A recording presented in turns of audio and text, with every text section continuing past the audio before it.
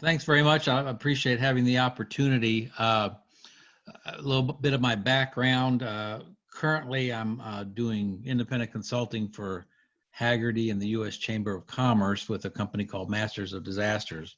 Before that, for a little over 5 years, I was the ELC Command Center Operations Manager for the Lowe's home improvement stores with 1,650 locations, plus warehouses, plus regional offices, plus 2 corporate headquarters offices. And when I started with Lowe's, public-private partnerships in 2014 were just becoming a major point of discussion as funding was beginning to impact a lot of the federal states, particularly those with wildfires, flooding, and hurricanes. And there was the need to have multiple partnerships from major sectors that will go through to help share some of the risk, share some of the knowledge, and begin open dialogue. That was about the time that CDC and FEMA brought on public-private partnership people, and over half the states now have, within the emergency management division, public-private partnership managers, and I've worked with most of them. And what we're going to go over is, when I was in Emergency Management Institute in Emmitsburg, Maryland, our capstone project was basically pulling all the information together that I had been doing at speeches, roundtables, corporate retreats for a number of years, and we developed a trifold that I actually do use at FEMA for creating public-private partnerships, and I actually teach this as a part of the Advanced and the Executive Academy. So we'll go into a little more detail during this hour than I did in some of those sessions because of the general layout. But one of the challenges of the national scene is that, if you think about it, particularly take healthcare, there's not a national hospital chain. There's not a national group of doctors, of emergency care. There are national pharmaceutical company chains. Basically, CVS and Walgreens and Walmart have the biggest footprint. But the challenge at the federal level was being able to partner, because there's really only 6 major companies that have all 50 state locations: Walmart, Target, Lowe's, Home Depot, CVS, and Walgreens. Even most grocery stores don't have national footprints. They're companies that have been bought up by a parent company, but there's not a marquee that goes across the country. So that's the challenge with national recovery.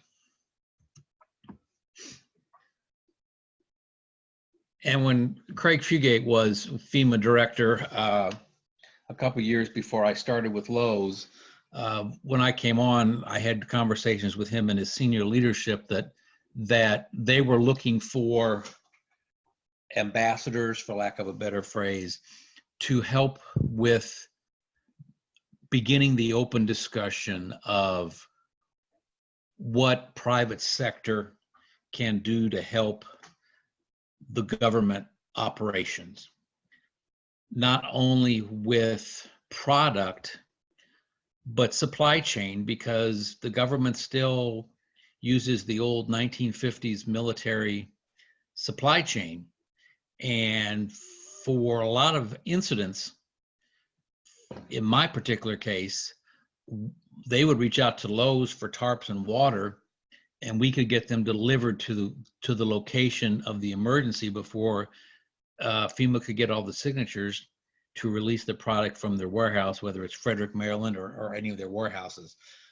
So after doing that a couple of times, they realized that there was some significant timeline savings and significant cost of goods savings if they can partner with private sector for some things than the government having to warehouse it, potentially going bad or damaged, and them having to replace it. And as we have more events, larger events, plus, as was referenced earlier, who knows, this current virus outbreak could test basically everything globally, including United Nations resources with their health initiatives for responding and properly working through a worldwide outbreak. And I would expect a lot of changes to come on those public-private partnerships as a result.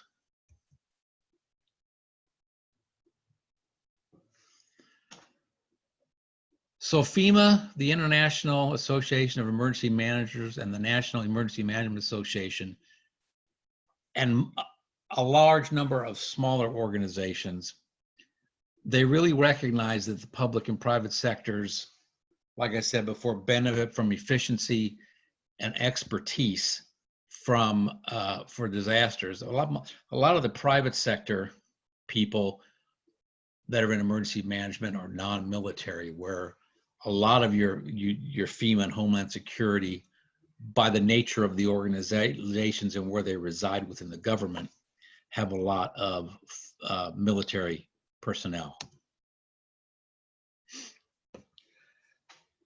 One of the most important aspects of public-private partnerships is that they really enhance and augment the immediate response and the first 72 hours of recovery, especially. During my time at Lowe's, I was on the ground for most of the major hurricanes as soon as we could get back in for the immediate recovery.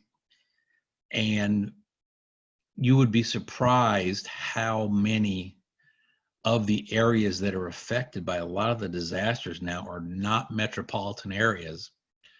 And their emergency management responsibilities fall within somebody that's already the sheriff, already the fire marshal or fire chief, and haven't really had a lot of constant experience or assets to properly do drills and exercises. So they really rely on the private sector to help them, whether it's a hospital assisting with triage because the National Guard is overwhelmed and can't do the triage in the parking lot of a Lowe's or a Home Depot, which they did in Panama City with the Hurricane Irma.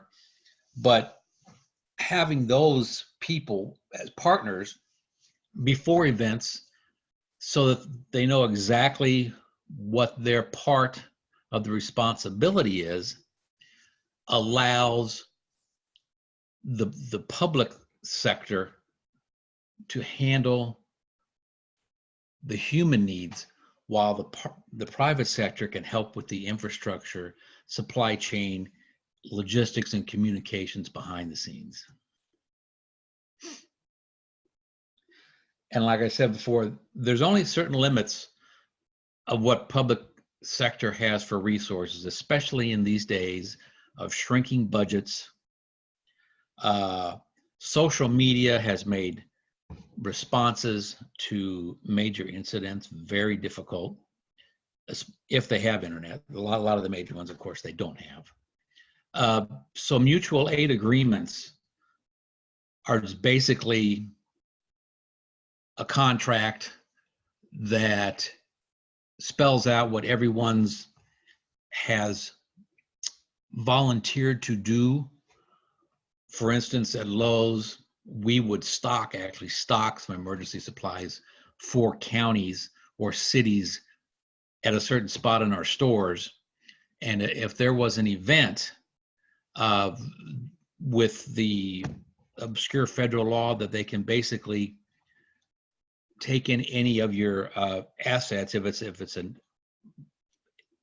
gross emergency, they will come into our stores with the fire keys at night, know where the product is, and take it, so that they don't have to wait until morning or try to hunt down a store person, so that they can respond immediately with those first 12-hour critical items. The agreements of public-private partnerships also really accelerate movement of assets during responses. Agreements with cell phone companies to put pop-up cell towers in the parking lots of major areas so that people can have cell service, things like that you don't think about.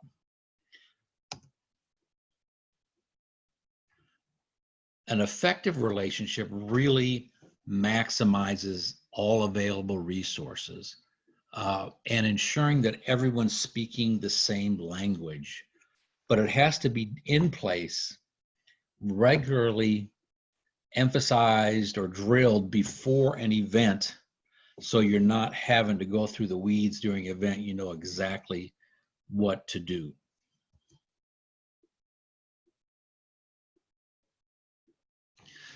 Any questions at this point?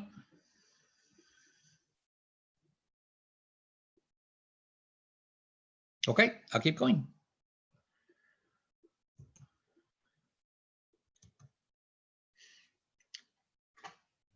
How to establish a partnership is not really rocket science. As with a lot of things in business, it's about relationships, shared trust, and knowing that if you reach out to somebody when you're in the middle or at the beginning of a catastrophic event, that they will pick up the phone. The worst thing that can happen is a company, or after an election, the deck chairs on the boat get rearranged and you're trying to call people that don't exist or have moved on, delaying your response.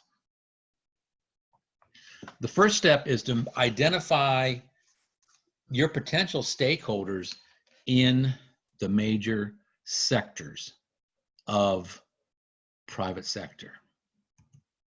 These are considered the major sectors: utilities, transportation firms, civil engineering, pharmacies, grocery and hardware retailers, construction firms, hospitals, waste management companies, and telecommunications.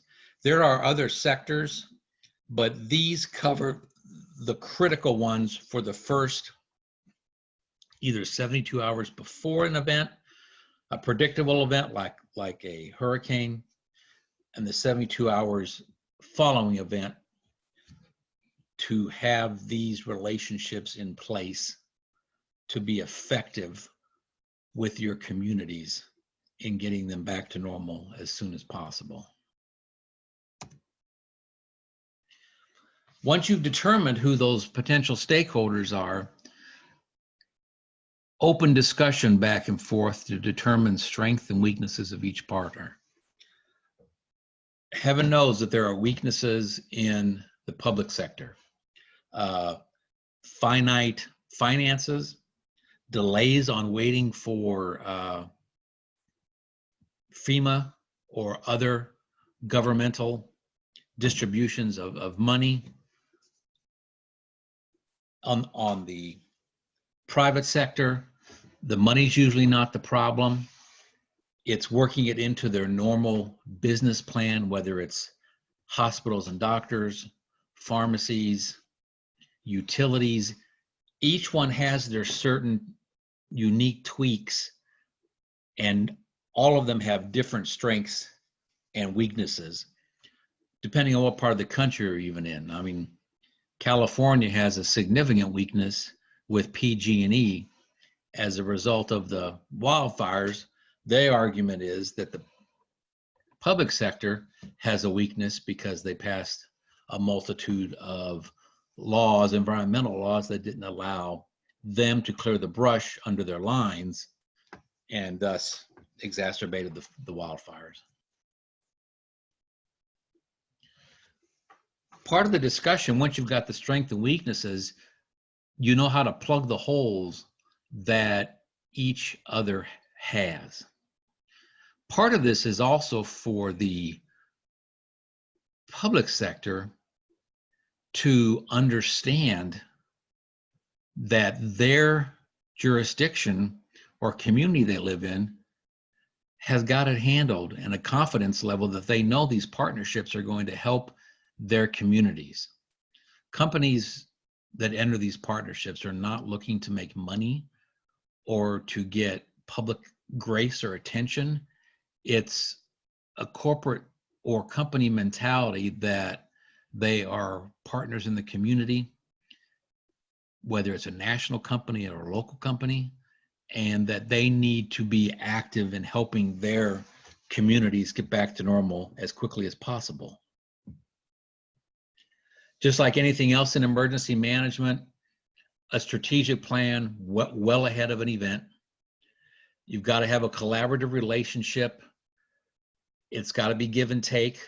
Nobody's going to win everything. You know, private sector is not just going to write checks for the public sector and, you know, not give away unlimited amounts of either product or personnel time in the response. So it has to be a win-win give and take scenario.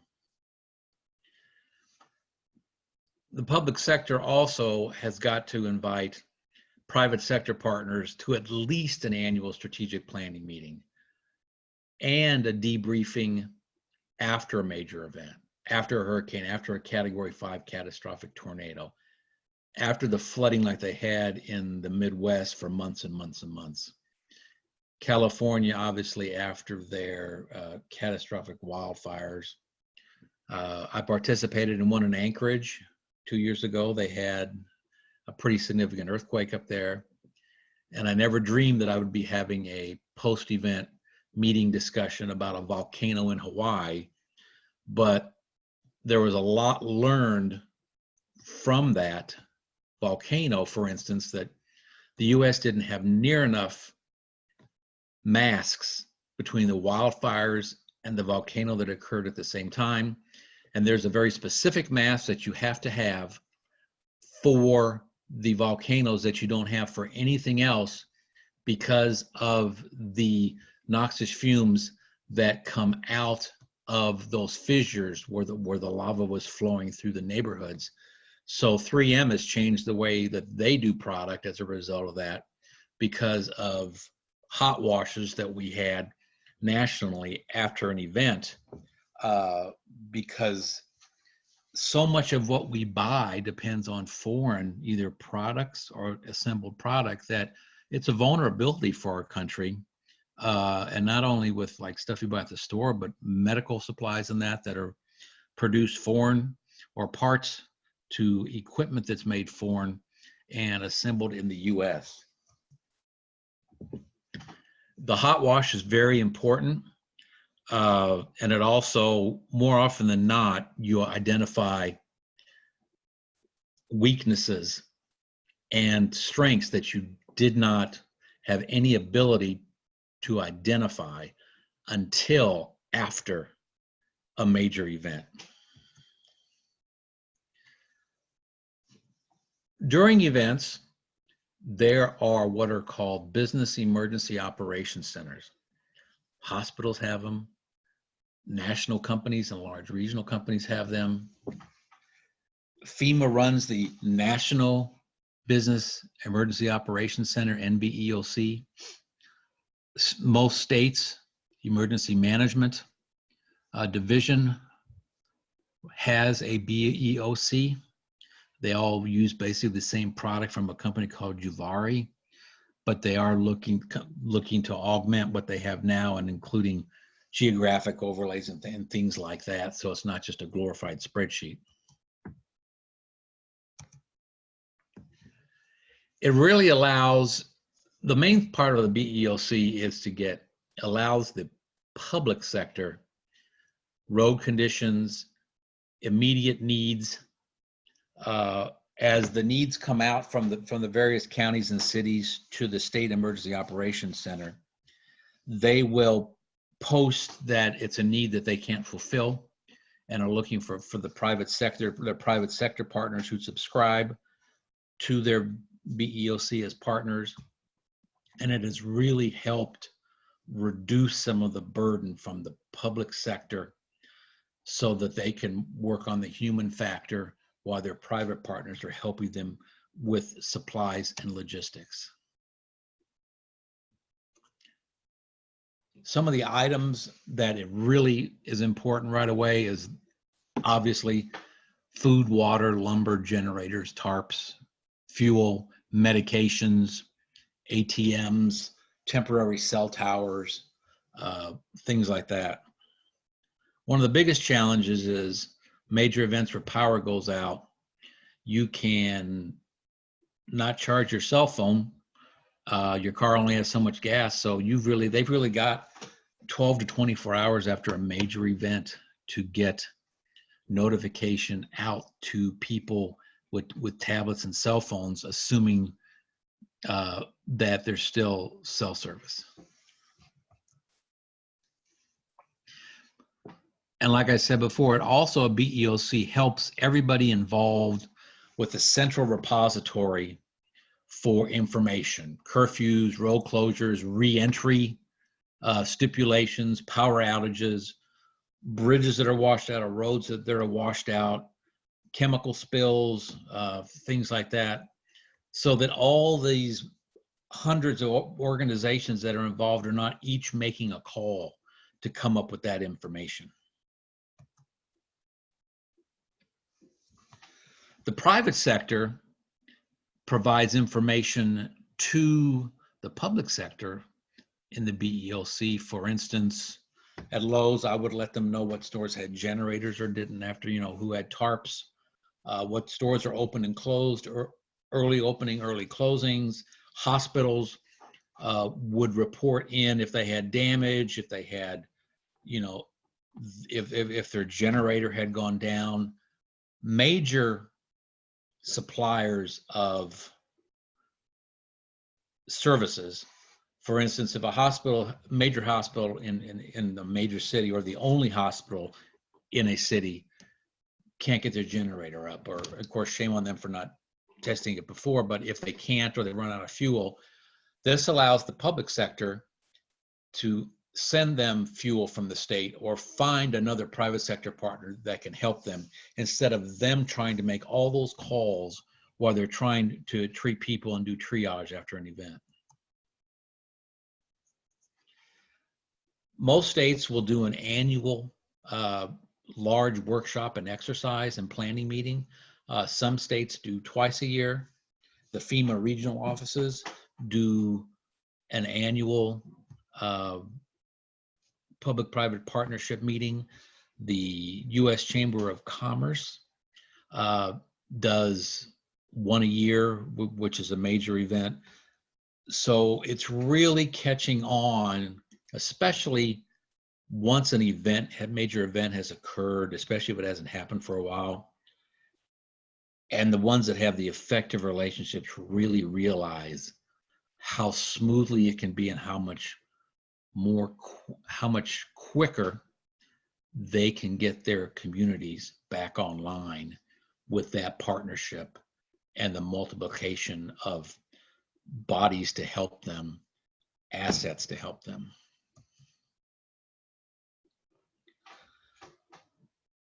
So your best practices obviously are getting the relationships done early and quickly, so that everyone knows where they stand. The agreements are in place so they know what they're responsible for, not only for efficiency of operations, but fostering the public trust in the community before it exists. Because anything that can be done to reduce the panic of people with an event, it's so much better, and allows the communities to be so much more effective getting everything back online. Large companies and states that tend to be heavily impacted from events have full-time liaisons or staff to manage the relationships and continually update the strategic plan. I spent a lot of my time doing that. Other major companies have that. Walmart has a staff, I believe, of about 15 that do that.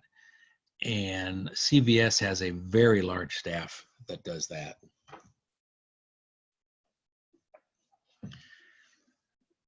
The partnerships have got to be solid. They can't be halfway.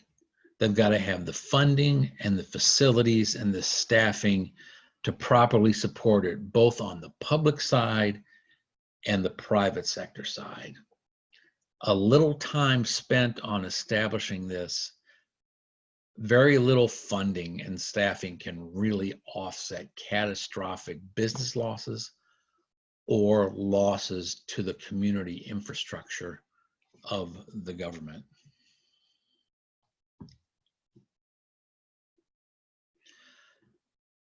Both sides have got to have very strong leadership for it to be successful. They've got to believe what they're doing, the training, the exercises, managing through all of the stages of emergency management in sync is it's a must do. If there's any little holes in the dam is probably going to collapse in the middle of an event.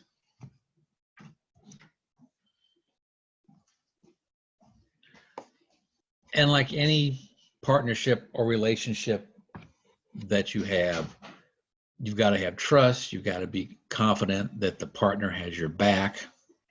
And it's especially got to be strong when it's on public display.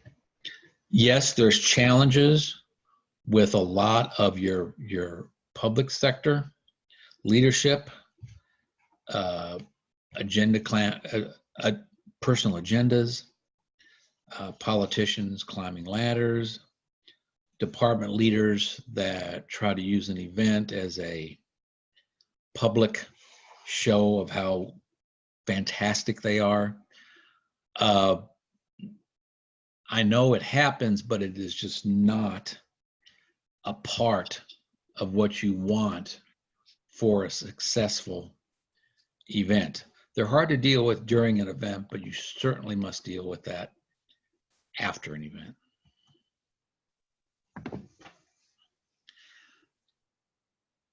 The other challenge also is, say it's an area where there are not a lot of events, like Phoenix, Arizona, for instance.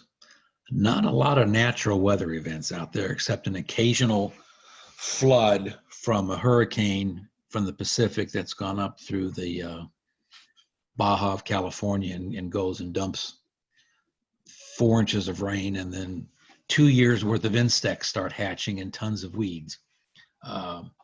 So their challenge is really keeping the relationships current and active without an event to actually test how strong the relationship is and to respond. So that's really a challenge in the areas that there are not a lot. Also, like in California, where you have earthquakes, mudslides, floods, wildfires,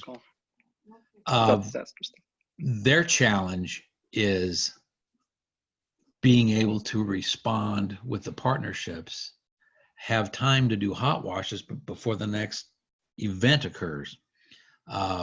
I've worked with California a lot with the governor's office and their leadership, and it's a challenge for them. And it's possible that some of that caused the PG&E wildfire issue, where they didn't have time to really meet in between wildfires because they were back to back to back to back. Hey, Rick, can I interject with a quick question? Yes. Okay, so JD wants to know, is the topic of who ends up paying part of the agreement, or is it always FEMA now? Or could city or county/cities be responsible? Are the partnership agreements refreshed annually or every other year? And are they drilled or practiced in some way? And also, well, I'll let you answer those. That's way more than one question. Yeah. The relationships are usually, there's not a set timeline. It usually depends on the leadership of the public sector. The first time it should only be for a year, unless you're in an area that does not have a lot of events like Nevada, Utah, places like that. Places that have more events like along the Gulf Coast or along the Mississippi River, or areas that are prone to have issues. They'll usually do them for longer, but they have a regimen of doing the drills and everything on a regular basis. As to cost, of course, FEMA doesn't pay 100% of it. The local government, whether it's state, county, or city, have to pay a percentage of it. Short term, until they're reimbursed, fiscally prudent government agencies have got a certain amount of emergency management funds. States like California that have just had burgeoning expenses for multiple different back-to-back events. I can't imagine trying to manage a budget in some of those counties that just have terrible events over and over and over. And then after the event, you don't have any property for taxes because the businesses have burned. Like in Paradise, almost the whole town was gone. What do they do going forward? So who pays? Most of the private sector is going to be in services. Like hospitals aren't going to pay for stuff, but they're going to re-entrench and help with their partners, potentially from outside of the area, to bring in doctors and fire will bring in ambulances and fire units from outside of the area. Companies will provide products or services or employees to volunteer. So it's not really a money thing. The public-private partnership is really effective the 72 hours before and the 72 hours after a major event, where nobody's really worried about money. They're worried about stabilizing the local environment, stabilizing the local economy as much as possible to get people back on track. And then longer term, helping businesses restore so people can go back to work and make money and buy groceries and things like that. So it's really fluid. Each county, city, and state is different, because I've dealt with it nationally and it's very different. Like New York City public-private partnerships, they're tough, but Omaha, Nebraska, no problem. So it really depends on how thick the bureaucracy is in a certain state, county, or city. Did I answer them all? There's one more. So who's in charge of the operations center? Is it public or private entities or both?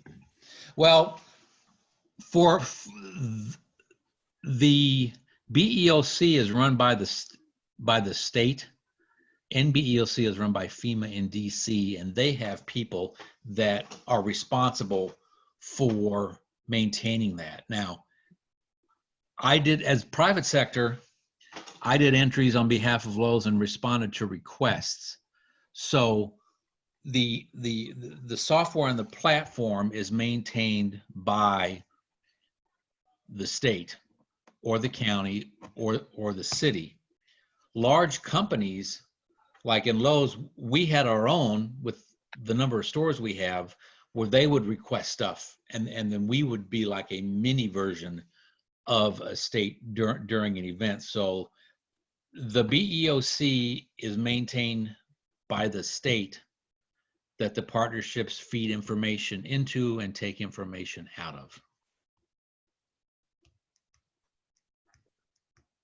Okay, so we have one more. Dr. Langerich wants to know, you Uh-oh. indicate, oh, This you will be a big question. Okay. you indicated to invite public sector partners to annual strategic planning to annual planning meeting. Mhm. So his question is, who is the best to originate the invitation? Is it always done by the government, or have you seen it where the private group is the driver? In most cases, it is the state or the county. The exception being that the major national companies, like if they have like the state the corporate office is in, Walmart will host it for Arkansas. CVS will host it for Rhode Island. At Lowe's, I hosted some for North Carolina. I know that on the West Coast, Microsoft, Amazon, Google have hosted it for whatever county or city that their corporate office is located in. So it's really who can best facilitate it. The challenge with a lot of the states and major counties is resources of people, and usually they will work with their private sector partners to, sponsor the lunches, or extraordinary expenses if they can't have it. The private sector will help them with, especially either a major company or a company that has a major investment in that county, state, or community. And by having the relationships, it helps you kind of share the risk and expense of that. I think those were the only two for now. I don't see any other hands raised, and there's nothing else in the chat box, but Jean just did say thank you. Oh, So great. I'll let you pick up where I cut you off. Oh, that's fine. That's fine. The underlying part of this is, like any part of business, it's relationships, and trust. And if you have that, it is so smooth. I've done national events where if you're in a state that doesn't even have a public-private partnership outreach person, it's going to take a lot more work, because without a central point person on either side, it just makes it so much more difficult to manage through the events. And it's really the private sector really needs to work to help support their governmental bodies that they interact with, because if you have the public trust on that, everything is so smooth moving it forward. But if you've got distrust, they're distrusting the police, the fire people, the mayor, the National Guard, they're going to not accept the help as readily, and it's going to horrifically stretch out the event. Example, hurricane that came after Harvey, Irma in Florida. Panama City, their county, hadn't really had a big event for quite some time. Their local sheriff is designated as the emergency management person to coordinate. When I first got down there, they had 3 different command posts. County was over here, National Guard was over there, and the state was in a different location. So there was duplication and triplication of efforts, and we ended up helping them establish a preliminary one in our parking lot. We had a store that was basically almost obliterated, but the parking lot was clear. So we had them in our parking lot. We didn't facilitate the discussion, but we facilitated the location so that everyone could get together until FEMA was able to get down there, which usually takes a couple of days. But things like that, if they are unable to establish proper command post and operations center at the beginning of event, it's usually doomed for the entire event because it's hard to pull that back together. And that's what I had. Please reach out to me if you have any questions or need any advice or resources. I do probably 15 to 20 of these a year, either in person or like this on a webcast. Most companies want to be able to partner with public sector and vice versa. A lot of them just don't know where to start. I mean, it's kind of like a hoarder trying to clean out their house. They don't know where to start. Once they are beginning the process, you can just see people's attitudes change and how they embrace it. And really, it makes it a lot easier for FEMA on major things. If there's good public-private partnerships, it makes their job much easier because a lot of the things they would have to pay for later got solved earlier by tarps being distributed and put on right away, or trees being brought down or that were damaged, things like that, saves the long term so much. So that first 72 hours is really critical on how the rest of the event is going to be managed and the public perception of it. The public perception issue is huge because if there is no confidence of a place that had widespread flooding, say just for instance, and then the next year there's another flood, those communities are going to go into it, the citizenry is going to go into it with a chip on their shoulder. Well, they messed it up last time. How do we know they're going to do it this time? So it's a huge public relations burden to project the relationship that has grown so that there's the confidence that they got it handled. And it's different everywhere. It depends on the demographics, how many people are educated, uneducated, rich, poor, on how you have to manage an event. And that was the challenge down in New Orleans, where basically everybody was waiting to get assistance and the government just wasn't ready for that.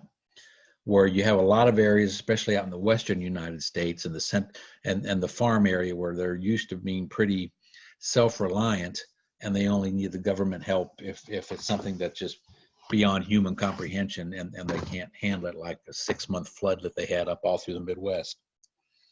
So that's really the close of my presentation. Do feel free to call me or use my email for questions. I have a lot of resources, have a lot of network of both public and private sector emergency management leaders that I bounce a lot of questions off. And if they don't know it, they know somebody that knows it. Don't try to reinvent the wheel. If you can connect with me to get an answer for you, or somebody that's been through it to reach out to you, make it so much easier. There's a lot of knowledge out there. Tap it. You don't have to reinvent the wheel. Somebody's probably done it already or hit a wall like you may or may not hit, and can help you very quickly. Any last questions? We have a couple people who are saying thank you, including somebody who's watching from Nigeria tonight. All right. So actually, Dr. Langridge does have another question. Are you going to type it, or do you want to? Yeah, I've unmuted. Can you hear me? Yes. I can. Go ahead. Good. Okay, great. Thank you. Rick, this has been fantastic. I really appreciate you doing this. So I suppose when things are going well, somebody who is supporting public-private partnerships is probably one of the early people to get cut in a budget cut effort, because things are going well. So I guess I'm wondering, sort of what is the best argument that is an important piece of the critical infrastructure for a community, when things are going well. And then when things don't go so well afterwards, when you're doing your after action review. So how do you then, what's the best mechanism to justify, or to, what's the best data to use that this public-private partnership really did help, Sure. did make the situation go better? Yeah, well, the challenge with, and I was on city council in Plano, Texas for 6 years, eons ago. I was on it during 9/11 and had to deal with that. It's hard to get cities to maintain waterways, especially on the East Coast, where they had so much industry along these major waterways, and now they're overgrown and everything. This is where the flooding is happening.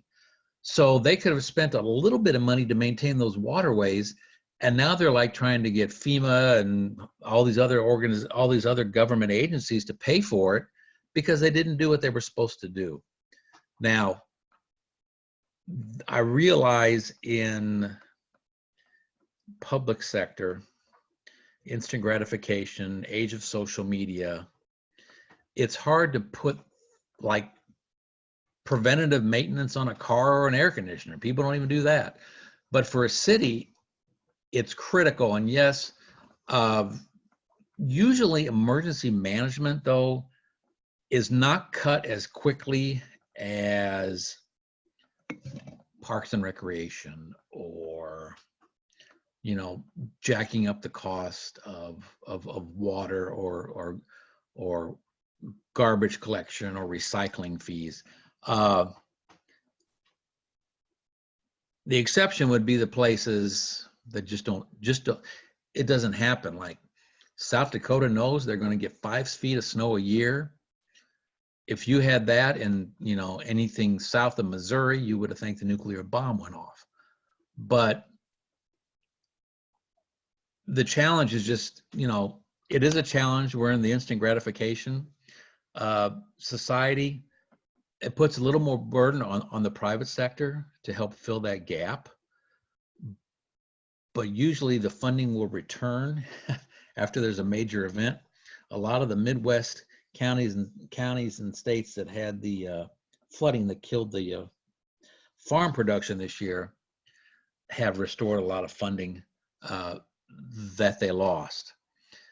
It's just a challenge. Companies have to do it, especially publicly traded companies have to maintain emergency management, because if they're good, they're doing constant hazard and risk analysis and strengths, weaknesses, opportunities, and threats, SWOT analysis, and can usually get the funding. Honestly, it was a big push when I first was with Lowe's, and the first 18 months I had to redo their emergency management, and it was a 9-figure increase in inventory and systems to properly do it. And there was a lot of pushback, but after the first couple of major hurricanes, nobody complained. So it's kind of, lead a horse to water, but you can't make them drink. Mm-hmm. Well, and I'm sure many companies, many government agencies would really love to have a Lowe's as a big partner. Well, and we, they've changed their emergency management a little bit now, but I was pretty joined at the hip with Rob Glenn, who runs the National Public-Private Partnership for FEMA, and major states. I had personal relationship with most of their emergency directors, just so we were familiar, and they knew exactly what you could get. Walmart does the same thing. Home Depot does the same thing. CVS and Walgreens both do the same thing. I know that for a fact because I know their people. And even, you may not think about it, but think about Disney. They have arguably some of the top potential terrorist targets. They have movie production sites that they have to monitor. They have all the sporting events that they cover, plus all of the studios where they do stuff, and they have very strong partnerships because, I mean, how'd you like to be Disney World China right now with this virus outbreak? You know, they closed. I don't know if they're open again, but they closed for a while. And having those strong relationships really helps. And I don't know how it would work in China. I wouldn't even know how to start that relationship. But the state of Florida has a really tight relationship with Disney because of their assets, and NBC Universal for their theme parks and the amount of venues that they support. And it is definitely a challenge. Okay, thank you. I appreciate your offer for resources. That's really something very important to students and us. So I guess I'm just going to think quickly before we move on to 9 o'clock. I'm just wondering if you had any suggestions for students who might be looking for internships or opportunities to Absolutely. get in this area. I know Lowe's, last year I started an intern program at Lowe's has it. Use the International Association of Emergency Managers, IAEM. They are really the main governing body over emergency management personnel and professionals. They have internships. FEMA has internships. I know CDC has internships in Atlanta. Let your contacts on LinkedIn know there are a lot of internships, and it is hard to find people from emergency management for internships, but boy, it is a competitive advantage for you coming out of school. Like my intern last year, if you're graduating from emergency management and you were an intern for Lowe's in the summer during hurricanes, that's a big plus for somebody looking to hire you. You may not have all the knowledge, but you've been in the room and experienced it when it was happening, and that you can't teach that. So there are lots of opportunities. All the major companies have them. Multiple ones, like at Walmart. Disney has many. NBC Universal has quite a few. I know the Google, Microsoft, and the high tech companies have a number of them, and a lot of the companies based in New York City have a lot of internships.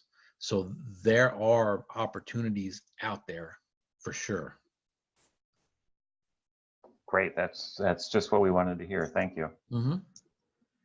I just had one more quick question for you. And those, actually, Charlotte just said that there's a huge need for hospital emergency managers. And she just retired, so congratulations again, Charlotte. But they had 30 applicants for her job, and not one had hospital experience. So there are great opportunities for interns to move up. Yeah. So, Rick, my question is, go ahead. No, and I've actually, that's another thing about emergency management. I know we only got 3 minutes left, but as somebody who left a company and is in the middle of looking for new opportunities, there are silos like you have never seen in emergency management. If you worked in private sector, it is really hard to move to public sector, and it is really hard to move from retail emergency management to hospital emergency management, to utility emergency management. That's something that the emergency management field has got to really work on, because there are not enough hospital emergency managers for that position. But trust me, they're not going to hire you unless you've worked at a hospital. So it's kind of a push me pull you thing that, okay, you can't find anybody, but you won't hire somebody unless they have 3 to 5 years hospital experience. So the siloing is a huge, huge problem. So my question was just, and thank you again for the intern information, because that's going to be a great help. But if you had like a piece of advice that you could have given yourself at the beginning of your career, or something that you really think is an important thing for somebody getting into this field or looking to move around in this field, do you have a really great piece of advice that you could share? Network through LinkedIn or legitimate social media with students in emergency management, particularly if it's a certain category like healthcare or something, at other major universities. They will know somebody that you don't know. It's a huge spider web in a positive way. Don't just fraternize and socialize with the ones at your school. Talk to other ones.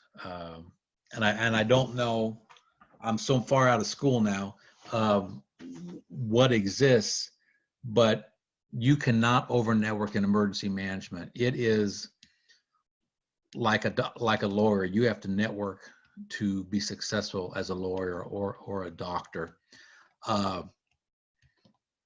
It's really helped me with my responsibility at Lowe's, knowing hundreds and hundreds of emergency managers from the states to the counties to the cities to the major corporations. And it's if there's ever a job area that relies on personal relationships to get jobs to move up or into different industries, it's emergency management, and it's a very small circle. And once you're part of it, continue that, and also stay up on the technology is going to really be huge. Google is doing tons of stuff. Google.org, not the Google we track everything you do on the computer part. They are really moving ahead on overlaying GIS and conditions and everything. It's amazing just in the last 2 years. So be sure you read up and stay current on that.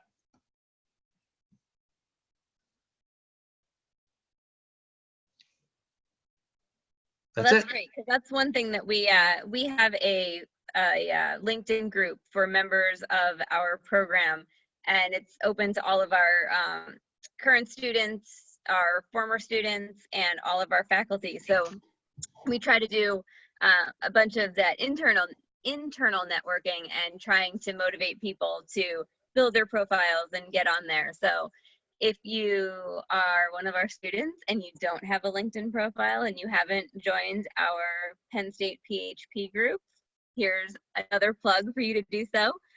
We also, there's a comment from Abby that there are courses from FEMA, and we have the link here. So training.fema.gov, and there are always really great classes there. A lot of them are online. You don't have to go to Emmitsburg or be in person. The major ones you do, but there's probably 30 that you can do and take a test online. So let me see. Are there any last minute questions? I don't. And anyone feel free to add me on LinkedIn, because I have I think I went to about 2,900 now, and it's mostly emergency management people. And they post some amazing stuff, and it's really good. So I only turn people down if they're trying to sell me something. So feel free to join, ask to join my network on LinkedIn. There's a lot of people that you can subsequently meet, and lots of knowledge with that group, just unbelievable. And this really is not just another big plug for LinkedIn, but as I said at the very beginning, that's how I met Rick and invited him here tonight. But if you are on LinkedIn, like I said, we have our Penn State PHP group, but there are a lot of professional groups that you can take advantage of, like different emergency management ones or Homeland Security and public health.